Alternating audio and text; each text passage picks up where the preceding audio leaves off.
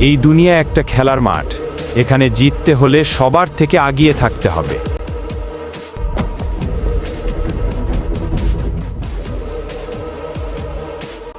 আর আমি সেই খেলাটা খেলবই। আমার লক্ষ্য স্থির, আর আমি থামব না। ক্ষমতার পেছনে দৌড়ে আমি সবকিছু অর্জন করব।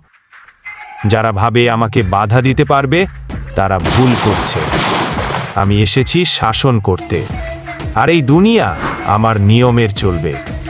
আমি নিজের রাস্তা নিজে তৈরি করব, আর কেউ আমাকে থামাতে পারবে না।